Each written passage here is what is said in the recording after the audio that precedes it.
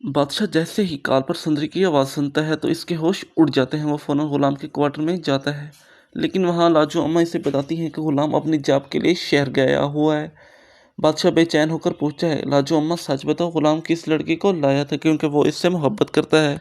इस पर लाजो घबरा कर बताती हैं कि वो आशिक अली की बेटी सुंदरी को लाया था। ये सुनते ही बादशाह फ़ौरन खुर्शीद के पास जाता है और कहता है, फूफो आपकी बेटी मिल गई है और मैं इससे बहुत मोहब्बत करता हूँ और मैं इसे जल्द वापस लाऊंगा।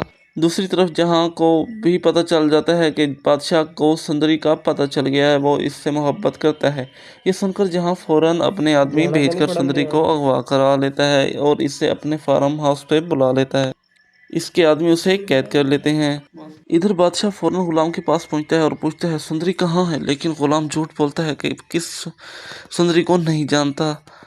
चाहे तो पूरा घर चेक कर लो। बादशाह पूरा घर चेक करता है लेकिन सुंदरी नहीं मिलती। बादशाह के जाने के बाद गुलाम सुंदरी को ढूंढता है लेकिन वो कहीं नहीं होती। इसका फ़ोन भी बंद होता ज़्यादा है। तो ये नहीं पढ़ा देखकर लिया। गुलाम घबरा जाता है और मजबूरन बादशाह के पास जाकर सच बता देता है, मुझे माफ़ कर दो, सुंदरी मेरे पास ही थी लेकिन अब पता नहीं वो कहाँ चली गई है। बादशाह पागलों की तरह सुंदरी को ढूंढने लगता है।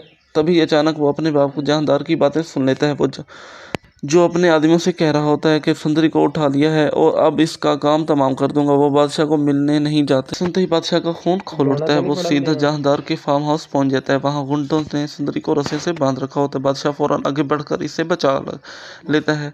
इसी दौरान एक गुंडा गुलाम पर गोली चलाता है लेकिन बादशाह के सामने आ जाता है और गोली इसके कंधे पर लगती है। ये देखकर गुंडे वहां से भाग जाते हैं। गुलाम फौरन बादशाह को अस्पताल ले जाता है और डॉक्टर से कहता है, डॉक्टर कुछ भी हो बादशाह को बचाना ज़्यादा तो है। नहीं पढ़ा डॉक्टर लिया। ऑपरेशन करके गोली निकाल लेता है और बादशाह की जान बच जाती है। होश में आने के बाद गुलाम रोते हुए कहता है, अगर आपको कुछ हो जाता तो मैं खुद को कभी माफ़ ना कर पाता। इसके बाद बादशाह पुलिस में रिपोर्ट दर्ज करवाता है और अपने ही बाप के खिलाफ FIR कटवा देता है। अगले दिन पुलिस सुंदरी हवेली पहुंच जाती है कि जहांदार को गिरफ्तार कर लेती है। आखिर में बादशाह सुंदरी से पूछता है कि तुम किससे मोहब्बत करती हो। सुंदरी ज़्यादा रोते तो नहीं हुए पढ़ा कहती है, लिया। मैं गुलाम से मोहब्बत करती हूँ और मेरे अब्बू ने मेरा हाथ इसके हाथ में दिया था। ये सुनकर खुर्शीद भी इस रिश्ते के लिए राज़ी हो जाती है।